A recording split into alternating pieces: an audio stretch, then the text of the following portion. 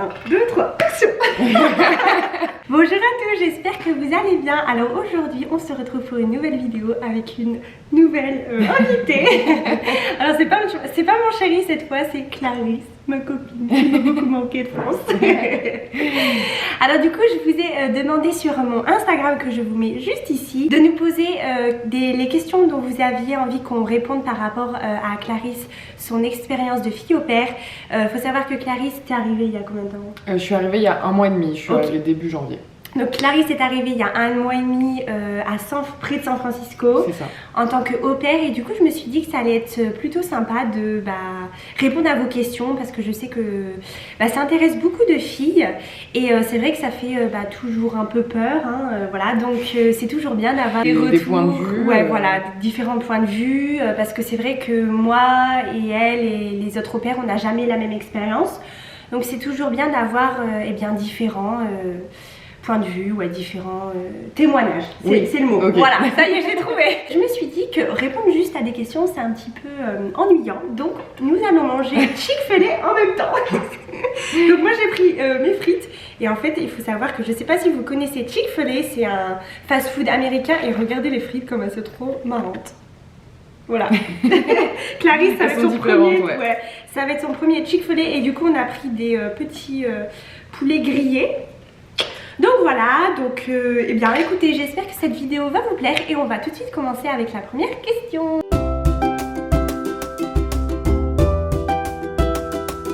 Alors la première question est: comment a-t-elle géré le stress du départ? Donc comment as-tu géré le stress au départ, avant que tu arrives aux États-Unis? Alors du coup moi je suis partie en période de Covid, contrairement à toi t'étais déjà arrivée quand le Covid était là. Du coup ça a été un processus qui a été très long, donc en fait je pense que j'ai plus stressé par rapport au processus de est-ce que je vais pouvoir partir, plutôt que en fait quand j'ai appris que je pouvais partir, en fait j'étais plus trop stressée par le départ, j'étais juste hyper excitée parce que j'avais attendu pendant super longtemps de pouvoir partir. Et j'ai pas, le stress que j'ai eu c'était par rapport à mon test PCR pour savoir s'il allait être négatif pour que je puisse prendre l'avion. J'avais fait ça, moi j'avais pas, il n'y avait pas Covid, donc j'étais pas stressée par rapport à ça. Et je pense que c'est ça qui m'a le plus stressée, c'était mon test PCR pour que je puisse prendre l'avion. Mais sinon j'ai pas tellement stressé. Après des méthodes pour gérer le stress, il y en a plein. Donc, moi je sais que j'avais pris des médicaments. Anti-stress. J'avais pris les mêmes pour passer le bac. Ça avait marché pour mes oraux, du coup je me suis dit je vais prendre la même chose. Après t'as plein d'autres méthodes sans prendre de médicaments, la méditation, c'est vrai que Clarisse aime beaucoup la méditation. C'est ça. On pourra faire une vidéo méditation. Alors la deuxième question, alors ce n'est pas une question, c'est Camille qui nous a dit, de gros bisous à toutes les deux. Bisous Camille, j'allais dire Clarisse, non c'est Camille. Alors l'autre question est pour ta copine, donc pour toi, as-tu vu déjà une amélioration au niveau de ton anglais? Au bout d'un mois, la première semaine c'est la plus compliquée, je trouve, parce qu'on n'ose pas en fait, juste parce que on n'a pas l'habitude de parler anglais, et c'est quand même c'est pas habituel, donc je pense que la première semaine c'est la plus compliquée. Et en fait j'ai vraiment un niveau d'anglais qui n'est pas bon de base, et en fait très vite j'ai vu des améliorations, ne serait-ce que par rapport j'avais plus peur d'avoir une discussion, de prendre la parole, de prendre la parole, d'avoir une discussion avec une personne, de répondre, c'est ça, et puis de tenter en fait, parce que on se rend pas compte, mais il y a beaucoup de mots français qui sont en anglais, mais c'est pas la même prononciation en fait.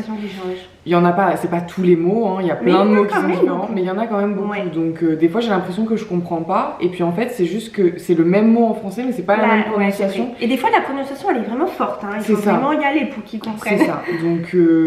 Donc voilà, et franchement en 1 mois et demi j'ai vu des progrès. Oui, j'ai vu aussi des progrès sur Clarisse. Vraiment excellent. Tu vois beaucoup d'Américains, de personnes américaines. Et du coup je pense que ça t'aide aussi à améliorer ton anglais. Oui, c'est ça. Moi je l'avais pas fait ça, tu vois, et du coup peut-être que ça... le fait de parler uniquement avec des personnes qui sont américaines, du coup ça nous permet de mieux comprendre l'accent américain. quelqu'un. Oui, et de t'améliorer. C'est ça, et d'améliorer aussi, et puis d'avoir des discussions aussi, Ouais. c'est comme ça qu'on apprend, je pense. Et alors moi, j'ai vu des améliorations, mais il faut aussi savoir que ma famille d'accueil m'a aussi dit qu'ils avaient vu des améliorations et que c'était beaucoup plus fluide. Et ils m'ont dit ça même au bout de la première semaine. Donc c'était pas des gros progrès, mais ne serait-ce qu'en une semaine, ils ont vu déjà des progrès. Donc voilà, j'ai pas un niveau excellent, mon accent il est pas encore très bon, c'est normal, ça fait 1 mois et demi. Il y a des gens qui ont du mal à me comprendre, mais en général quand je prends le temps de bien répéter, les gens ils comprennent que je suis pas d'ici de toute façon. Et puis voilà, il y a plein de personnes aussi qui sont pas d'ici et qui vivent aux États-Unis, donc au final ils ont un peu l'habitude. Ils savent, ouais. Donc voilà. Ok, très bien. Alors la question suivante est: comment se passe ton expérience pour l'instant? Ah oui, parce qu'après, tiens, il y a une question qui se rejoint. Il y a quelqu'un qui a demandé: pour l'instant, c'est quoi le point positif et le point négatif que tu devrais dire? Ok. Ouais, ok, oui, bon, je peux répondre aux deux. Ouais, comme ça on répond aux deux en même temps parce qu'il y avait quand même pas mal de questions. Alors commençons par le point positif. Ouais, alors le point positif, bah moi, l'endroit où je suis en tout cas, c'est vraiment magnifique. J'adore la Californie, j'adore les gens. Je vous mettrai quelques photos ici. C'est ça. La Californie, c'est vraiment magnifique. Les gens sont vraiment adorables, mais c'est pas qu'en Californie parce qu'on en a parlé. Et que voilà. Les gens sont vraiment adorables. J'ai une très très bonne relation avec ma famille d'accueil. Mais voilà, je suis pour très toi, contente. le plus gros, c'est de bien t'entendre avec ta famille. C'est ça. Désolée. Et le deuxième, c'est que tu aimes là où tu es. C'est ça, important voilà. aussi. Bah oui, parce que l'endroit où tu vis, en fait, si ça te plaît pas, t'as beau bien t'entendre avec la famille. Après, le week-end, tu fais des activités quand même. Donc si t'aimes pas, bah, tu pars en dépression. C'est ça, c'est ça. Et le fait que j'ai mes week-ends aussi avec ma famille, je trouve ça important. Ah oui, et en tant qu'au pair, elle est libre, elle a samedi et dimanche de libre. Donc ça, c'est cool. Moi aussi, j'avais ça et c'était top. Donc on a eu le point positif. Et si tu dois dire un point négatif? Bah en vrai, au bout d'1 mois et demi, je trouverais ça dommage de trouver des points négatifs. J'ai pas spécialement de... Enfin, je ressens pas le manque de la France. Bon, le pain est pas très bon ici, je dois avouer qu'il est vraiment pas bon. Nos baguettes nous manquent. C'est ça. Et hyper cher, hein. Ouais. C'est pas bon et très cher, alors pour le coup, il y a rien qui va. Je crois que... Enfin, après, les taxes, elles sont pas pareilles au Texas et en Californie, mais moi, je crois que c'est genre 3,75$ la baguette. Après, j'en ai trouvé des bonnes, qui sont à 3$ justement. Donc ouais, c'est très cher. Enfin, si on veut du bon pain, c'est très cher. Alors, la prochaine question est: est-ce qu'elle s'est fait... Donc, est-ce que tu t'es fait des amis? Si oui, comment? Alors, des amis, c'est un bien grand mot en 1 mois et demi, hein. Surtout que bah, j'ai rencontré d'autres filles au pair françaises totalement par hasard dans un magasin. J'ai entendu qu'elles parlaient français, on s'est parlé et voilà. Ça s'est fait comme ça. Mais et puis on s'est vu quelques fois depuis que je suis arrivée, mais je les ai rencontrés il y a peut-être 2 semaines, 3 semaines, donc c'est vraiment très récent. Enfin, c'est pas des amis, quoi, c'est des connaissances, on va dire. Sinon, en fait, il y a plein de groupes, que ça soit sur Instagram, sur Facebook. Enfin, je sais pas, sur Facebook, j'utilise pas trop, mais en vrai, sur Instagram, il y a plein de groupes où en fait si vous tapez au pair avec le nom de votre ville, ben, en fait il y a des groupes avec d'autres filles au pair, donc qui sont pas forcément que françaises. Vous avez cool, ici il y a beaucoup d'au pair espagnoles, mexicaines, brésiliennes. Et du coup il y a des gens qui proposent des sorties et même avec vos consuleurs vous êtes mis en contact normalement. Enfin moi je sais que j'ai reçu une liste avec toutes les au pair qui sont dans la région, enfin vraiment dans le très très proche de chez vous. Et du coup, si vous voulez les contacter, vous avez le numéro de téléphone ou adresse mail, ou même les deux. Il me semble que c'est même les deux. Il y a les deux, Et du coup, ça permet de... Si vous voulez rencontrer du monde facilement, il y a ces alternatives-là, Et après, sinon, bah, quand vous sortez au restaurant, de parler aux gens, vous allez boire un verre avec des amis. Les gens, ils vont pas vous juger si vous allez leur parler. Mais en plus, les gens, ils sont très friendly ici. Et vraiment, si vous dites « Oh, je viens d'un autre pays, je cherche à me faire des amis ou quelque chose comme ça. » Ils vont dire « Allez, pas de soucis. » Oui, ah oui, tu viens d'où? Et puis, ils sont hyper intéressés par... Surtout quand on vient de la France. Ouais, voilà, c'est ça. Are you from Paris? C'est ça. Bonjour, croissant, voilà ce que ça dit quand on est française. Pain au chocolat, voilà. Non, pas au chocolat, ils le disent pas, ils disent Chocolat. Chocolat croissant. Non mais ça j'ai pas compris ça. Déjà il y a un débat en France sur croissant. Pas au chocolat. Tiens, dites-nous d'ailleurs en commentaire si vous dites pas au chocolat ou au chocolatine. Ici ils disent chocolat croissant. Ouais. Alors ensuite, il y a quelqu'un qui a demandé est-ce que tu as eu le mal du pays? Pour le moment, non. Parce que voilà, Tout ça fait pas longtemps. Ouais, voilà, parce que déjà tout se passe bien. Et en plus de ça, ça fait pas longtemps que je suis là. Après, je vais pas vous dire que ma famille me manque pas du tout. Oui. Que mes potes me manquent pas du tout non plus. Mais de là à dire le mal du pays. Ouais, non, je me suis pas sentie pas bien, en mode enfin pas dépression, mais un état où j'étais vraiment mal parce que j'étais pas en France. Et après, moi, ce que je fais, c'est que j'appelle quand même ma famille assez régulièrement, enfin toutes les semaines en fait. Donc même si je les vois pas en vrai, j'ai quand même l'impression d'avoir passé un moment avec eux. Oui. Et je pense que ça permet de lutter contre le mal du pays aussi parce que ça doit pas être évident quand même. Vous restiez très proche de votre famille. Toi, tu l'as eu quand tu... Moi, je l'ai eu en Angleterre. Ouais, la première année. Moi, je l'ai eu en Angleterre. Mais depuis que t'es arrivée ici... Mais ici, non, je l'ai jamais eu. Ok. Je pense que quand ça va pas, le mal du pays, il arrive vite, alors que quand ça se passe bien, il est présent parce que nos familles nous manquent et que c'est normal, on est à l'autre bout du monde quand même si moi j'ai parfois du mal à me rendre compte que je suis à l'autre bout du monde. Ouais. Mais je pense que vraiment c'est moins douloureux, on va dire, si ça se passe bien ici en fait. Ensuite, il y a quelqu'un qui veut savoir un petit peu par rapport à ton emploi du temps. Donc genre donne-nous genre à quelle heure tu te réveilles, ce que tu fais dans la journée, à quelle heure... Mais encore une fois, je précise bien que toutes les opères ont un emploi du temps différent. Oui. C'est hyper donc là, tu vas différent vraiment... parce que même moi, j'avais pas le même que toi, c'est normal. Chaque famille est différente. Donc là, tu nous dis vraiment ce que toi, tu fais. Donc du coup, le matin, donc, je me réveille à 6h. Ensuite, donc, je commence à 7h. Je prépare les lunchbox des enfants. Bon, j'ai déjà commencé à préparer la veille. Donc en général, c'est juste je mets tout dans Tu mets tout bien en ordre. Ouais, enfin je mets tout dans le truc réfrigéré qu'ils ont dans leur sac, tu vois.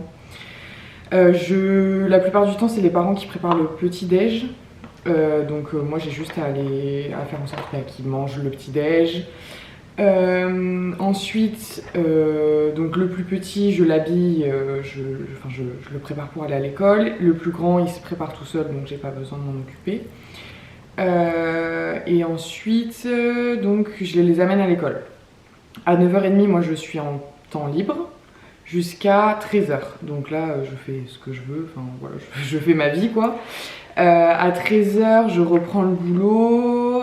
En général, je prépare la chambre parce qu'il y a le petit qui va rentrer de l'école et qui va faire sa sieste à 13h30. Et du coup, de 13h30 à 14h30, en général, il fait 1 heure de sieste. Là, je vais peut-être préparer quelque chose pour le dîner ou faire quelque chose que la maman elle m'a demandé, par exemple le linge ou quelque chose comme ça. Enfin, en fait, je trouve une occupation pendant 1 heure puisque le petit est à la sieste. Et une fois qu'il se réveille, on part pour aller chercher le plus grand à l'école. Donc là, du coup, je vais chercher le plus grand, on rentre et après... tu vas avec lui? Ouais, j'y vais avec lui parce que les parents, ils travaillent. Oui, donc tu peux pas le laisser tout seul. Voilà, je peux pas le laisser tout seul. Et puis, il aime bien la voiture, donc c'est plutôt pas mal. Et puis après, quand tout le monde est à la maison... on fait des activités, on peut faire des jeux, on peut aller à l'extérieur. Enfin, en fait, c'est suivant ce que eux ils ont envie de faire. Moi, je fais des propositions d'activités. Après, si eux ils ont envie de faire quelque chose en particulier, on fait quelque chose en particulier. Et en général, je finis à 18h, sauf le jeudi où je finis à 21h parce les parents m'ont demandé d'avoir une soirée à eux. Et encore 21h, je trouve que c'est pas trop tard pour une soirée à eux, donc c'est vraiment bien. Et le vendredi, je finis à 5h, donc je finis à 1 heure plus tôt. Ouais. Voilà. Ok, très bien. Alors, il y a quelqu'un qui a dit le plus difficile à gérer quand on part aux États-Unis et pourquoi? Moi, j'ai envie de parler du Covid, évidemment. Ouais, c'est ça qui a été le plus compliqué pour moi. Pour toi. Vous voyez, pour moi, ça a été différent, forcément, parce qu'il n'y avait pas le Covid. Oui, ça n'existait pas encore. Donc, toi, c'est le Covid. Pour partir, ouais, parce que, alors, pour vous donner un peu des explications, j'ai dû partir à Madrid pour aller faire mon visa parce que en fait donc moi je voulais partir en janvier J'avais prévu la date avec ma famille une fois qu'on avait fait les appels, tout ça.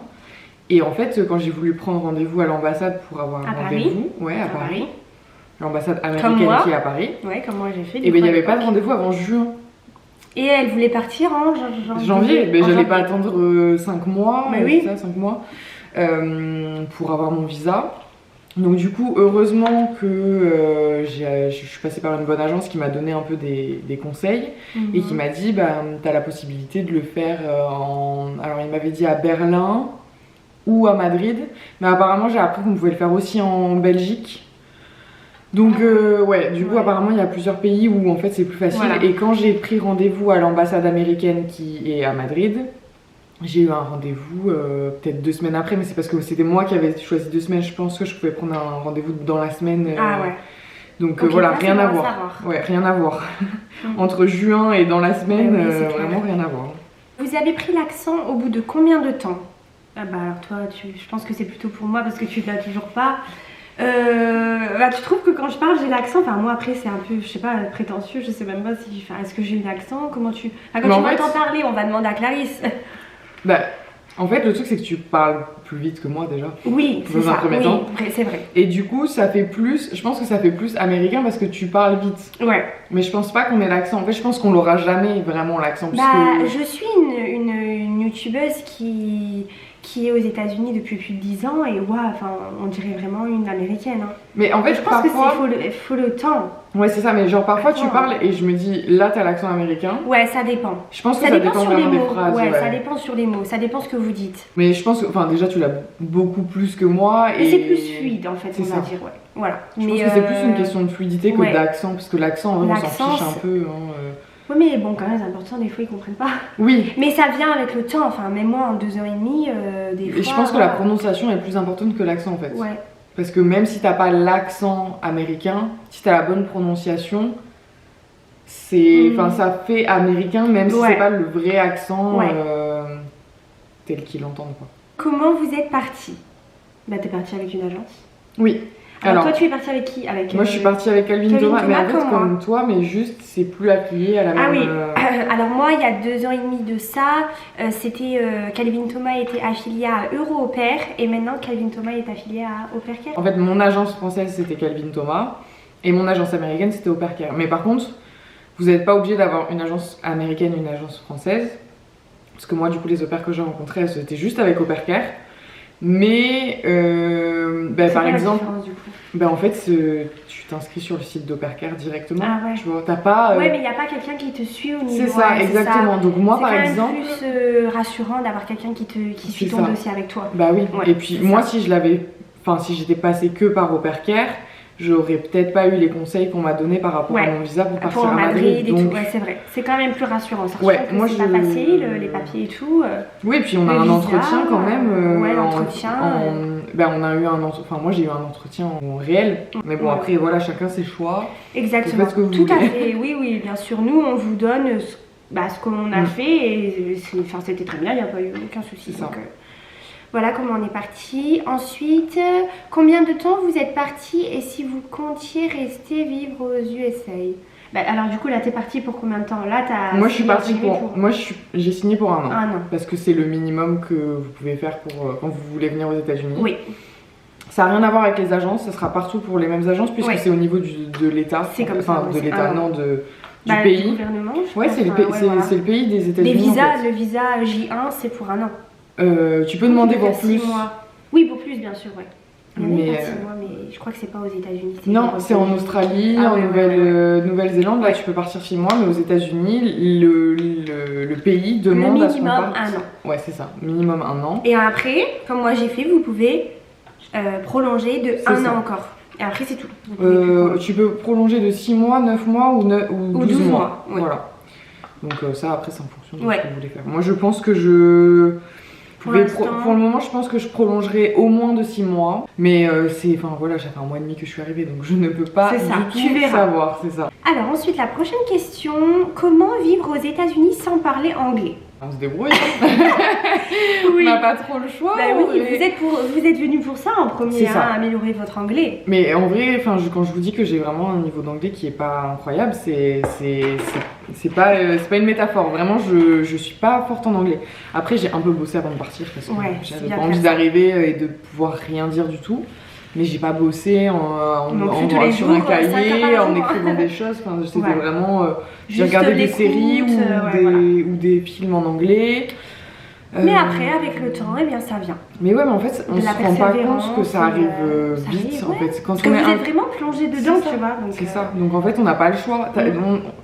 Notre cerveau, il n'a pas le choix d'apprendre parce qu'il entend que ça. Il entend toute la journée, la télé, la radio. Si vous voulez progresser et vous faire comprendre, vous n'avez pas le choix de parler anglais vu qu'il ne parle pas français. Je vous conseillerais toujours d'un peu avoir des bases quand même, de savoir dire. Quand même les questions de base. C'est ça. Mais de toute façon, vous avez des entretiens avec les familles par téléphone avant de venir. Donc si votre niveau d'anglais il va pas à la famille, ils le sauront très vite. Donc vous inquiétez pas. Moi je sais que j'avais un peu peur par rapport à ça. J'avais peur de ne pas avoir un niveau assez suffisant pour comprendre au niveau de la famille, tout ça. Et au fait, au téléphone, je me suis rendu compte que ça allait quoi. Et je pense aussi qu'on a l'impression que notre niveau est vraiment nul. Enfin, moi en tout cas, j'avais l'impression que mon niveau était vraiment nul. Et en fait, quand j'ai commencé à parler, à essayer de parler, parce qu'en fait, on n'essaye pas vraiment. Quand on a l'impression qu'on n'est pas bon en anglais, on n'essaye pas de parler. Et quand on essaye de parler, en fait, on se rend compte que ça va. Ça va. C'est pas si catastrophique que ça. La question est comment ça se passe dans la famille. Bon, on y a déjà un peu répondu. Tout se passe très bien. Oui, à tous. Tu t'entends, elle s'entend, tu t'entends bien avec les parents, avec les enfants. Ah oui, vraiment, je pense que ça se passe aussi bien parce que j'ai eu un coup de cœur en fait. C'est vrai. Je pense que si j'ai un conseil à donner pour choisir vos familles, misez vraiment sur le coup de cœur. Moi, ça a été. Comment tu l'as senti le coup de cœur? Alors déjà quand j'ai lu la description de la famille, que j'ai vu les photos, parce que il y a un visu aussi, ça joue beaucoup. Je sais pas, moi je l'ai senti, je me suis dit, il y a quelque chose qui se passe. Tiens, j'aime bien j'aime bien leur façon de vivre, leur emploi du temps, comment ils sont ensemble. C'est ça, mais surtout. De toute façon, comme je l'ai toujours dit, vous allez directement le voir. C'est soit vous le sentez, soit vous le sentez pas. Si vous le sentez pas, il y a d'autres familles qui vous attendent. C'est ça. Combien de familles mais moi, il y a plein de familles qui m'ont contacté. Qui l'ont contacté. Donc vraiment, ne dites pas ah mince, je vais choisir elle parce que j'ai peur d'avoir personne. Non. Vraiment, prenez pas quelqu'un parce que vous avez peur de pas avoir personne. Et aussi, prenez pas quelqu'un. Enfin. Après, vous faites ce que vous voulez, mais moi je conseille pas de prendre une famille parce que c'est dans la région, enfin dans l'état que vous voulez. Aussi, moi je suis tombée sur la Californie, mais en vrai. Le plus important c'est de bien s'entendre avec la famille. Moi, vous vivez avec ces gens-là. C'est pas, c'est un travail. Pour ceux qui ont travaillé, vous savez, ça peut très mal se passer avec les gens avec qui vous travaillez. Vous rentrez chez vous le soir, rien à faire. Rien à faire, c'est pas hyper agréable, mais ça va. Mais là, vous êtes quotidiennement avec ces gens-là. Donc si ça se passe pas bien, il n'y a pas s'il n'y a pas un feeling humainement parlant, eux comme vous. C'est ça. Ça va mal. Vous allez rematcher et c'est pas le but quoi, c'est trop chiant. Bah oui, surtout que moi je voulais pas rematcher, moi c'était sûr que la famille dans laquelle j'allais, après si jamais il y a des problèmes quand on arrive, évidemment, parce que s'il y a des familles qui sont pas honnêtes et qui vont pas vous dire tout. Mais moi, ils sont hyper honnêtes et je l'ai bien senti. Mais vraiment, j'ai eu un coup de cœur, mais dès le premier appel. Après, nous, on avait fait 3 appels d'1 heure. Je trouve que c'est bien. C'est bien de pas en faire qu'un aussi, parce que je pense que. Pour voir un petit peu. Voilà. Le premier appel, il est toujours un peu gênant. On sait pas trop comment. Enfin, c'est des gens qu'on connaît pas. On parle de nos vies à des gens qu'on connaît pas. Donc puis c'est des questions qui sont un peu. Classique, alors qu'au bout du 3e appel déjà c'est des trucs c'est un peu plus détendu. Après tu penses à des questions que t'as pas posées donc tu te les notes, tu te dis ah ouais ça j'ai bien aimé mais attends de par ce qu'ils m'ont dit je vais poser d'autres questions. Alors il reste 2 questions. Donc l'avant-dernière est comment choisir une bonne famille et avec quelle agence êtes-vous partie. Bon on vient de répondre et donc du coup on est partis toutes les deux avec Calvin Thomas. Je vous mettrai en barre d'informations d'ailleurs leur site internet et toutes les informations dont vous avez besoin. Et la dernière question, combien le salaire? Alors en tant qu'au pair, on est payé exactement 195 et quelques dollars par semaine. Il y a des cents, mais... Ouais, voilà. On va dire 195. En général, ils arrondissent à 200 par semaine selon les familles, mais de base c'est 195 et quelques, et vous êtes nourri, logé, blanchi. Les courses, c'est eux qui les payent. L'essence, selon les familles, ils vous le payent ou pas. Enfin, pour vous, je veux dire, si vous devez conduire les enfants, forcément c'est normal qu'ils payent l'essence de la voiture. En général, de toutes les au pairs que je connaisse, elles ont tout le temps eu une voiture, enfin leur voiture. Toi, c'est ce que oui, moi j'ai une voiture, ils me prêtent une voiture. Ouais. Après, il y en a qui en ont pas. Ouais, après, moi j'en ai déjà rencontré qui en ont pas. Ah bon, ça c'est un peu. Mais ça, en fait, dans les descriptions, ils le précisent. Ils le disent, c'est ça, donc à vous de voir si ça vous gêne ou pas. Ok, bon, bah écoutez, on a fini avec les questions. T'as bien aimé? Ouais, c'était trop bon. C'était ta première fois, hein? C'est ça. C'est quoi que t'as le plus aimé? Mais en vrai, tout est bon. Enfin, après, c'est des frites, donc c'est bon. Ouais, et le poulet est vraiment bon. Et puis la Chick-fil-A sauce. Bon, et bien voilà, nous avons fini de répondre à vos questions. Si vous avez bien sûr d'autres questions, n'hésitez pas à les mettre en commentaire. On essaiera d'y répondre, je le dirai à Clarisse. Et on y répondra. J'espère en tout cas que cette vidéo vous a plu. Si elle vous a plu, n'hésitez pas à mettre un petit pouce en l'air. On vous fait plein de gros bisous. Prenez soin de vous et à bientôt pour une prochaine vidéo.